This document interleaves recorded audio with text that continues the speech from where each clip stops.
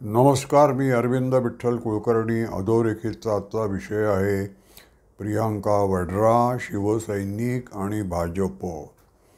मित्रहो, जगाच्या पाठीवर काय चाललंय याविषयी कुतूहल शमवण्यासाठी आपण प्रत्येक दिवशी सकाळी वर्तमानपत्र वाचतो आणि दिवसभर वृत्तवाहिन्यांमध्ये फिरत असतो. ती आपली सवय झालेली आहे. सट्टा बाजारात ज्यांनी गुंतवणूक केलेली असते त्याला आपला समभाग म्हणजे शेअर वधारलाय की खाली कोसळलाय हे जाणून घेण्याची प्रचंड उत्सुकता असते. त्यासाठी तो धावपळ करत असतो. पण हे सगळं करताना एक अशी बौद्धिक सवय लागते की वर्तमानपत्रात ज्या बातम्या आपण वाचतो त्यांचा परस्पर संबंध काय आणि त्याच्यामध्ये एक सुसंगती आहे का काही, हे शोधण्याचा प्रयत्न आपण करतो.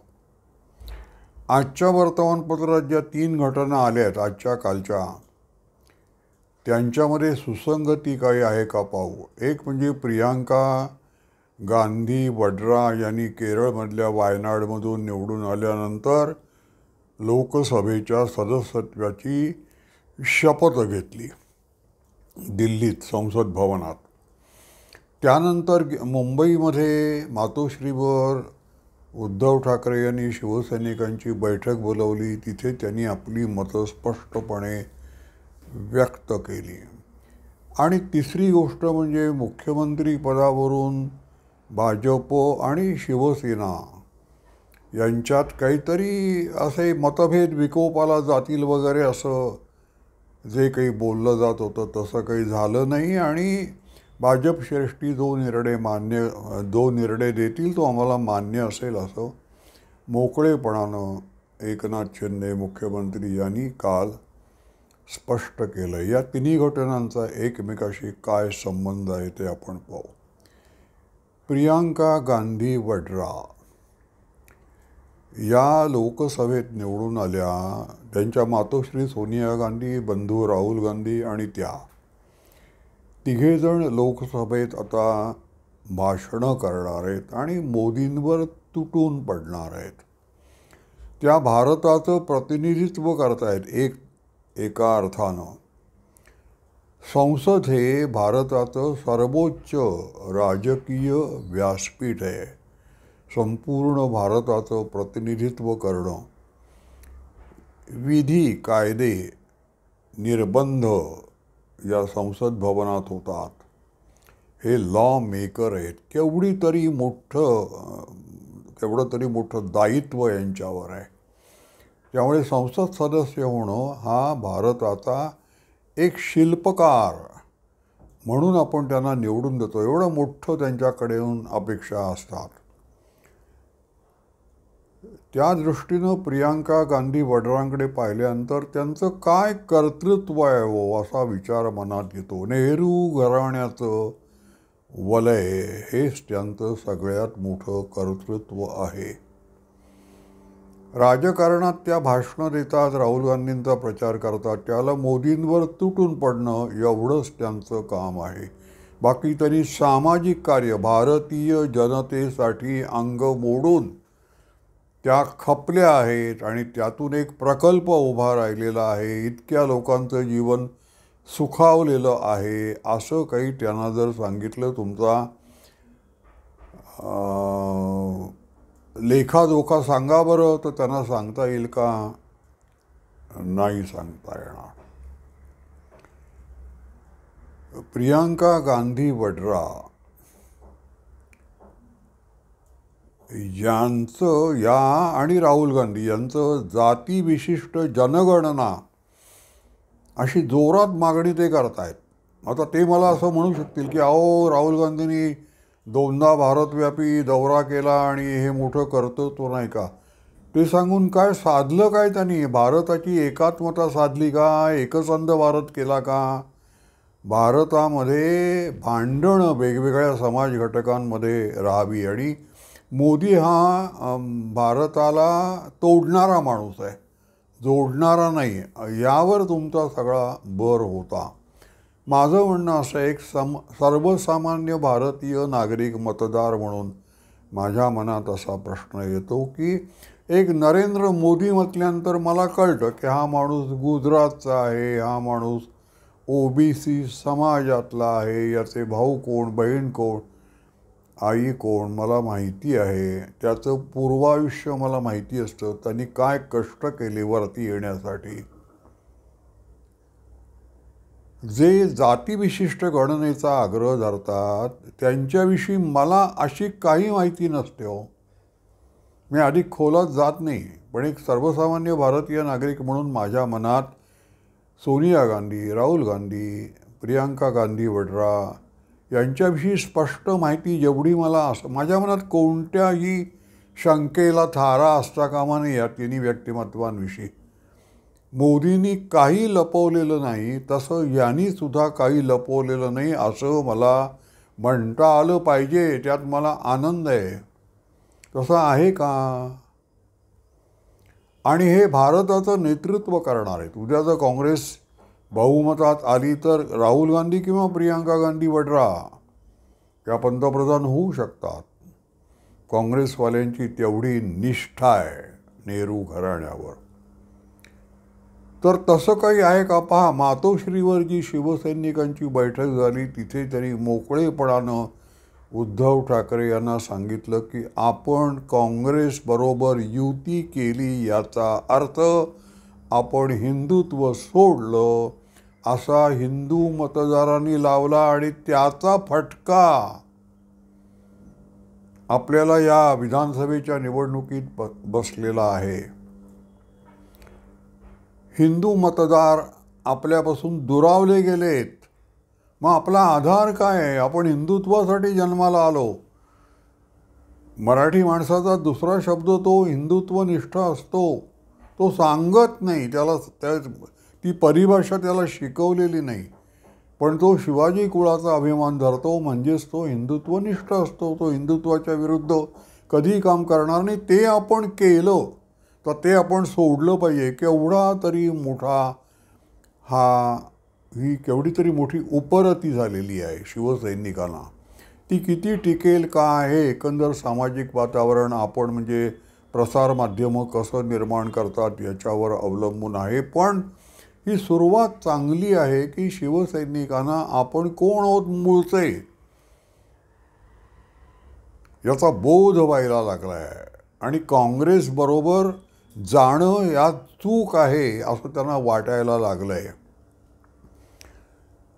प्रियांका गांधी वड्रा शपथ घेतात त्याच्या आगेमागे 1-2 दिवस शिवसैनिक अशी भावना प्रगटपणे व्यक्त करतात की काँग्रेसबरोबर आम्ही युती केली, ही आमची सगळ्यात मोठी चूक झाली. याचा प्रियांका गांधी वड्रा काही धडा ह्याच्यातून शिकणार आहेत की नाही? प्रियांका गांधी वड्रा, राहुल गांधी आणि सोनिया गांधी यांनी विचार करायला पाहिजे की हिंदू मतदारांना आपल्याविषयी आपुलकी वाटेल. सर्वसामान्य हिंदू मतदार की जो काँग्रेसनिष्ठ नाही आहे तो.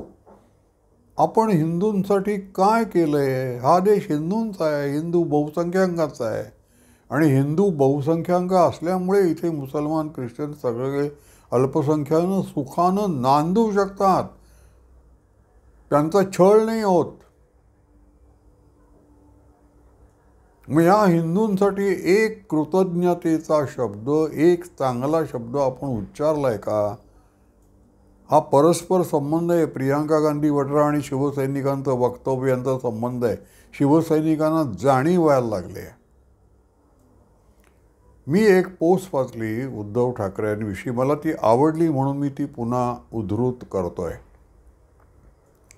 ती पोस्ट अशी आहे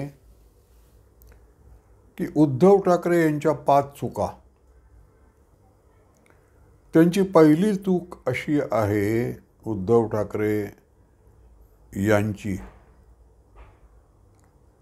एकूण 5 चुका त्या पोस्टमध्ये सांगितली. त्यांची पहिली चूक अशी आहे की उद्धव ठाकरे स्वतःला बाळासाहेब ठाकरे समजले. त्यांची दुसरी चूक अशी आहे की ते शरद पवारांना मित्र समजले. त्यांची तिसरी चूक अशी आहे की ते संजय राऊतांना चाणक्य समजले. त्यांची चौथी चूक बघा, अशी छान त्यांनी वर्णन केलं आहे, मला आठवलं की सांगतो. पण पाचवी चूक त्यांची अशी आहे की ते जनतेला बेवकूफ समजले. पहिली चूक म्हणजे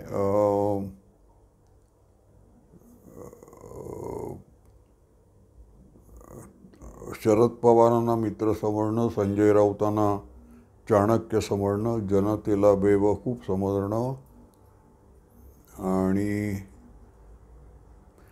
स्वतःला बाळासाहेब समजणं. आणि आणखीन एक चूक अशीच गंभीर आहे, मला आता ती पटकन आठवत नाही, पण आठवेल, मी सांगेन हा व्हिडिओ संपायच्या आत. तर या उद्धव ठाकरेंच्या गंभीर चुका आहेत. स्वतःला बाळासाहेब ठाकरे समजणं. बाळासाहेब ठाकरे जर तुम्हाला स्वतःला समजत असाल तर तुम्ही काँग्रेसबरोबर जाणार नाही, हे शिवसैनिकांनी त्यांना अप्रत्यक्षपणे सुचवलेलं आहे. शरद पवारांशी मैत्री करणं ही चूक आहे, हे शिवसैनिकांना आणि शिवसैनिक त्यांच्या लक्षात आणून देतील. संजय राऊत यांना चाणक्य समजणं, अहो संजय राऊत हा दलाल आहे आणि तो शरद पवारांना जे काही सांगायचं असतं उद्धव ठाकरेंना ते स्पष्टपणे तोंडावर सांगायचं नसतं, म्हणून ते संजय राऊतांच्या वतीनं सांगतात. आणि जनता बेवकूफ आहे. बेवकूफ म्हणजे मूर्ख, नालायक.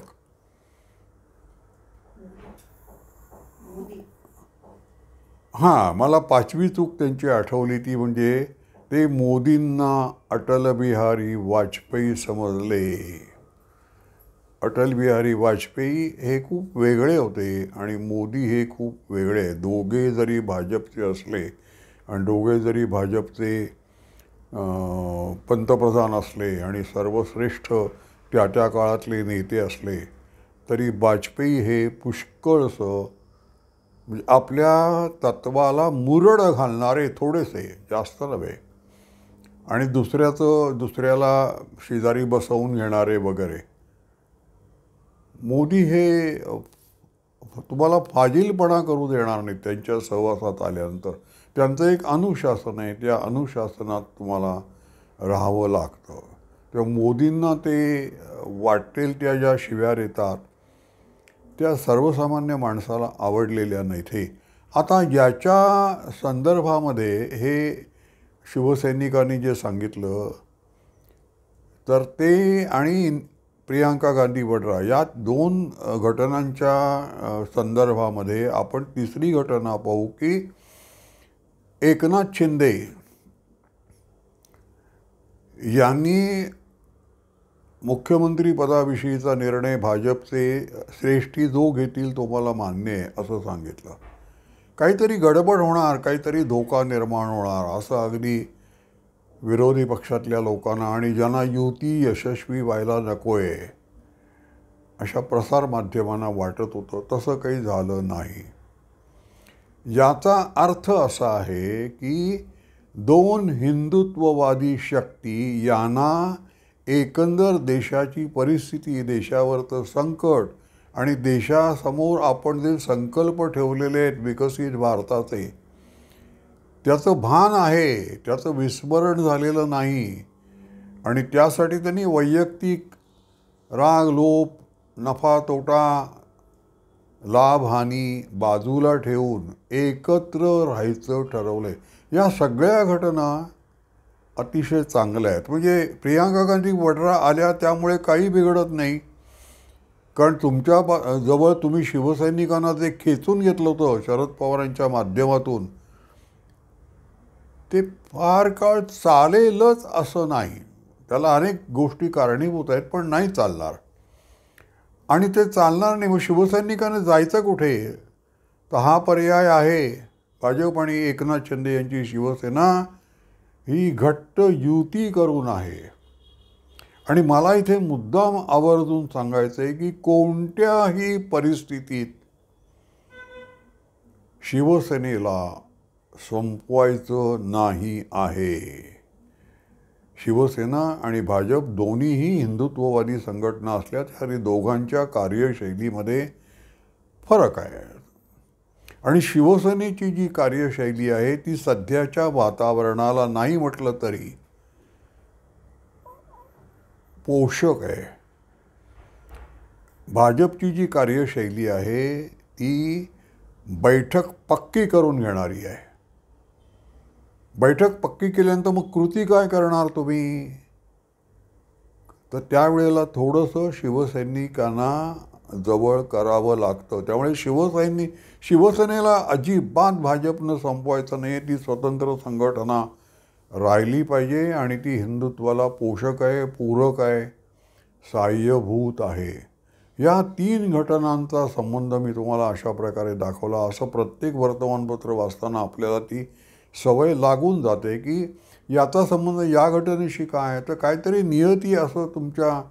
नियती तुमच्याशी या मार्गानं बोलत असते. ती प्रत्यक्ष येऊन तुमच्या कानात काही सांगत नाही, पण तुमच्या लक्षात आणून देते. ती तुमच्या बौद्धिक पातळीला ती लक्षात आणून देते की या घटना उगाचच घडत नाहीत, त्याचा काहीतरी संबंध आहे आणि त्याच्यातून आपण बोध घ्यायचा असतो आणि मग पुढची वाटचाल कशी करायची ते आपण ठरवायचं असतं. माझा व्हिडिओ आपल्याला आवडला असेल तर लाईक करा, शेअर करा आणि सबस्क्राईब करा. धन्यवाद.